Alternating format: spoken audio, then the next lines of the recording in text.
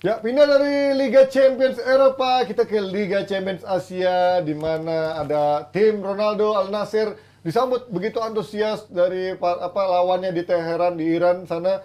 Lawannya apa nama itu kayak madu? Persepolis kayak madu ya, bisa bikin kuat kan jadi madu obat. Itu propolis ya. Beda dong. Bagaimana tapi sayangnya walaupun disambut antusias oleh fans-fans dari yang ada di Iran sana, mereka main tanpa ditonton penonton karena si Persepolisnya lagi kena hukuman ya di Liga Champions Asia.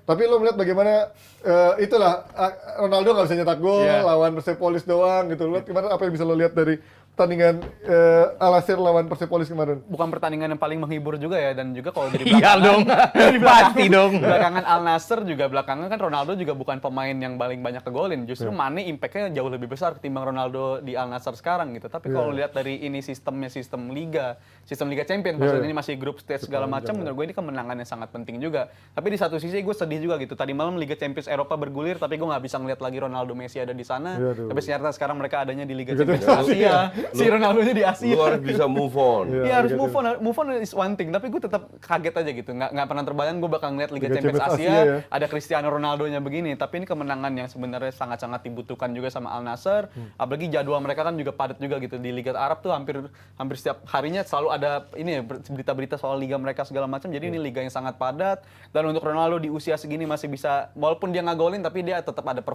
performanya cukup oke lah.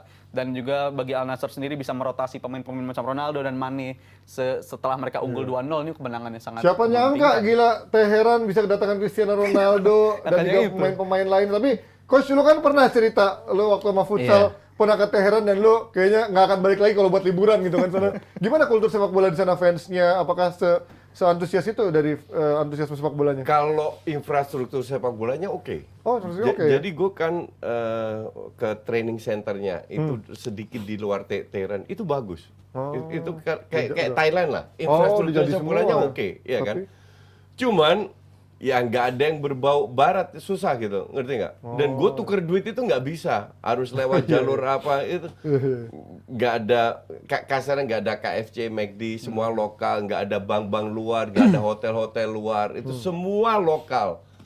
Tapi gue juga kaget, jadi gue itu nggak boleh keluar hotel tanpa pengawal.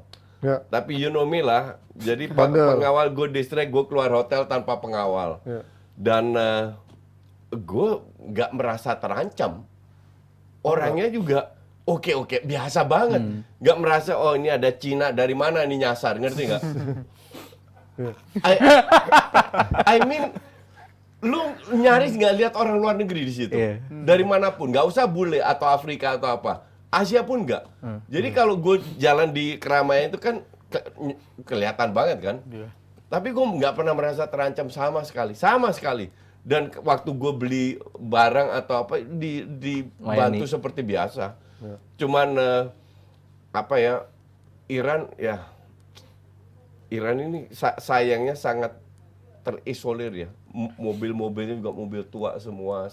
Sangat amat disayangkan bahwa negara ini diisolasi sama produk-produk barat lah. Tapi bahwa mereka bagian dari Asia kayak kemarin Korea Utara juga diisolir, tapi mereka bisa punya timnas bola, mereka tetap main di AFC. Iran pun demikian. It's a good thing, karena kalau kita bicara futsal, mereka udah bertahun-tahun, puluhan tahun itu selalu berada di 3-4 besar di dunia.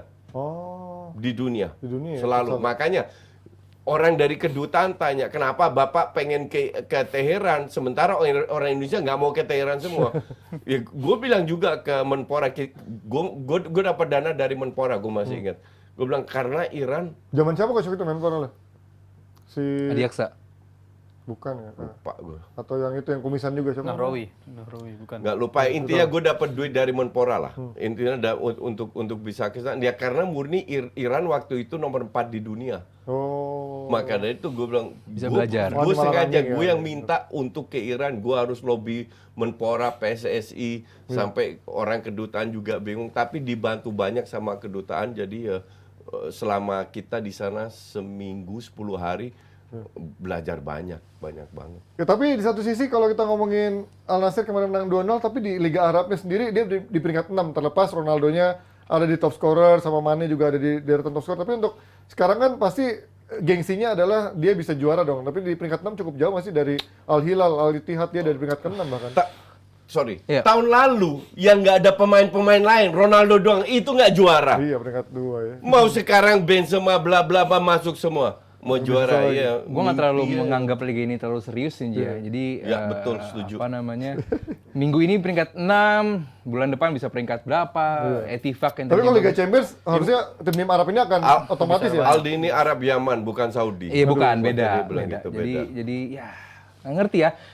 Ya maksud gua secara sistem liganya aja gua nggak cocok dengan Liga Saudi. Jadi bahwa ya Bener, setuju. satu ini ya buat gua ya senang aja banyak pemain bagus main di sana gitu. Cuman kalau gua anggap analisa terlalu berlebih, nggak ada pentingnya juga lah buat gua gitu menganalisa terlalu. Ya lu seneng Ronaldo bisa main sama Mane, yes. Makanya buat gua sih ini lebih ke marketing aja Hiburan Ji. ya, iya. Gimana lu Liga Champion Asia sekarang namanya mungkin ya bagi negara-negara seperti di Iran, negara-negara seperti Uzbek gitu-gitu lebih kayak apa namanya lebih naik lagi gitu. Karena negara-negara tersebut bisa mengundang atau menyambut kayak Ronaldo. Kalaupun nanti Al Hilal yang main bisa menyambut Neymar.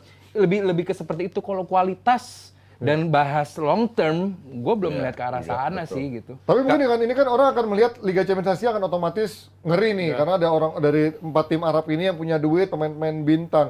Tapi satu sisi kan motivasi dong buat tim lain dari Liga Champions Asia. Kalau mereka bisa menang, malu dong ini Liga Champions dari tim-tim Arab ini, Ronaldo, Neymar, you name it lah, Benzema di sana. Kalau sampai kalah kan berarti muka Arab Saudi dengan duitnya malu dong kalau sampai kalah dari tim Jepang, let's say. atau tim Dibeli mana. lagi. Ya kan? Lebih banyak lagi. Sorry, ini.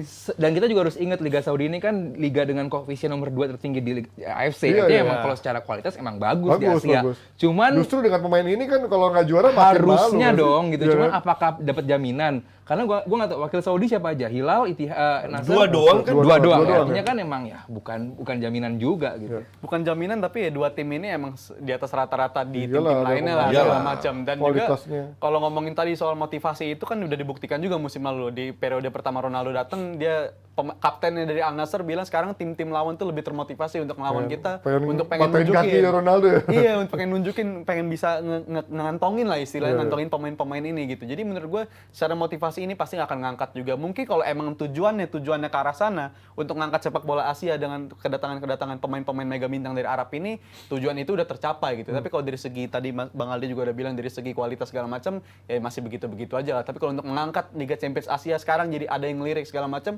mereka udah ngelakuin itu untuk sekarang. So far kalau gue lihat sih udah begitu kalau dari Ya, tapi pemain-pemain. kalau orang harusnya main bintang main di Arab itu dengan lebih santai, lebih rileks. Tapi tidak dengan seorang Neymar yang kelihatannya kemarin kayaknya pengen marah-marah mulu sampai harus mancing-mancing pemain lawan, bola bahkan ditendang ke arah pemainnya. Ini apa ya masalah Itu dengan kalau attitude Neymar? lu lihat sebelumnya emang Di selama tackle-tackle pertandingan kali ini ya. emang dia Dia mendapatkan sasaran hajar-hajaran Iya, dulu. hajar-hajar dan lumayan tackle lumayan keras juga. Ya balik lagi ya Neymar juga manusia gitu dapat perlakuan seperti itu kayak yang Panji bilang harusnya kan ya udah gue main santai aja nih gitu kenapa Tapi kan perlakuan memang cara main dia sekeras- mengundang orang Mengundang untuk orang. hajar sebenarnya kan. Di mana-mana dia main diajar. Iya, makanya. Mau di La Liga, mau di Ligue 1. Pegang bola lama, sekarang bisa pakai trik-trik dihajar. gitu Iya. kan. Mau ngomong ya resiko yang diambil sebenarnya. Dan ya apa yang dilakukan oleh Neymar ya nggak ada yang membenarkan sih cuman gue nggak tahu karena gue nggak begitu menganggap serius ini.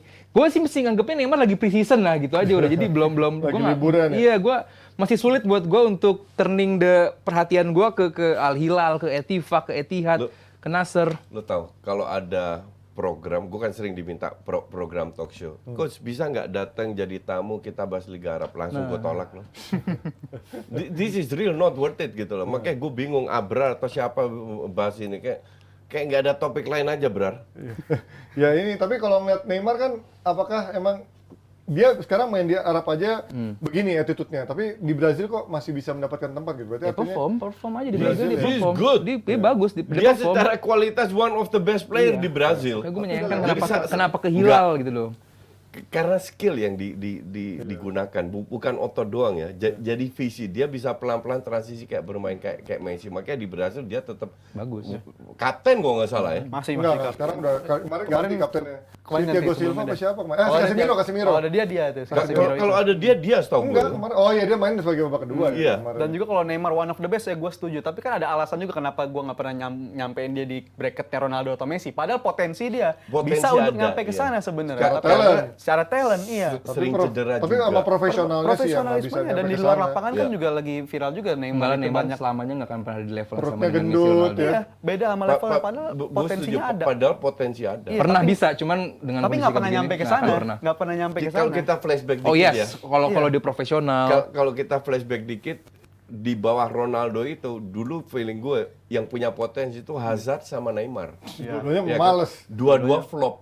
Karena apa? Ya satu suka makan McD, satu Hingar-bingar hidup sikap, segala macam. ya kan? Nah sekarang keluar generasi baru, Haaland sama Mbappe yang eventually di atas kertas sesuai dengan potensi mungkin bisa, tapi bisa aja ntar berubah total mendadak. Lamine Yamal atau siapa ngerti nggak? Iya kan? Gua harap sih Haaland sama Mbappe tetap Iya. konsisten ya, profesional, Iya. stick with football karena harapan kita setelah Ronaldo dan Messi ya di dua nama tersebut gitu. Jadi Modric nggak bisa ya Modric. Tadinya ya? Modric. Neymar. 100 juta udah nggak ya, lewat ya. Sun mungkin. Sun. Pemain 100 juta pada flop justru Modric ke Liga Saudi kayak cocok. ya. Iya, Liga Saudi cadangan gue bilang.